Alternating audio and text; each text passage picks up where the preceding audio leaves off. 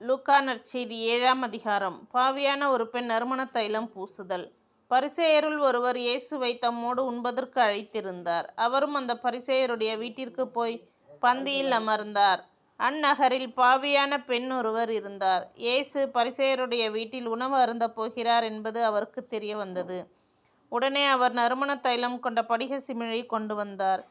இயேசுவுக்கு பின்னால் கால்மாட்டில் வந்து அமர்ந்து அழுது கொண்டே நின்றார். அவருடைய காலடிகளை தம் கண்ணீரால் நனைத்து தம் கூந்தலால் துடைத்து தொடர்ந்து முத்தமிட்டு அக்காலடிகளில் நறுமண தைலம் பூசினார்.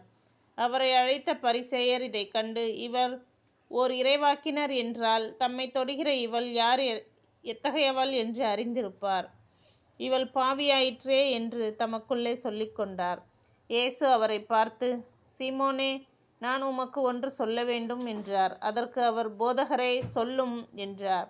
அப்பொழுது அவர், கடன் கொடுப்பர் ஒருவரிடம் ஒரு 500 தெனாரியமும் மற்றவர் 50 தெனாரியமுமாக இருவர் கடன்பட்டிருந்தனர்.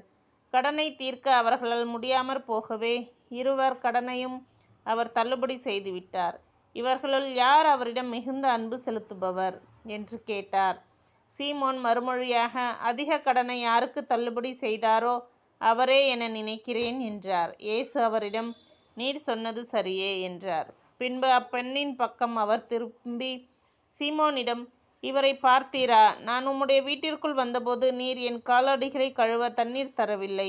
இவரோ தம் கண்ணீரால் என் காலடிகளை நனைத்து அவற்றை தமது கூந்தலால் துடைத்தார். நீர் எனக்கு முத்தம் கொடுக்கவில்லை. இவரோ நான் உள்ளே வந்தது முதல் என் காலடிகளை ஓயாமல் முத்தமிட்டு கொண்டே இருக்கிறார்.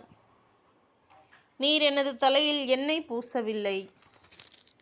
இவரோ என் காலடிகளில் நறுமண தைலம் பூசினார். ஆகவே நான் உமக்கு சொல்கிறேன், இவர் செய்த பல பாவங்கள் மன்னிக்கப்பட்டன, ஏனெனில் இவர் மிகுதியாக அன்பு கூர்ந்தார். குறைவாக மன்னிப்பு பெறுவோர் குறைவாக அன்பு செலுத்துவோர் ஆவர் என்றார்.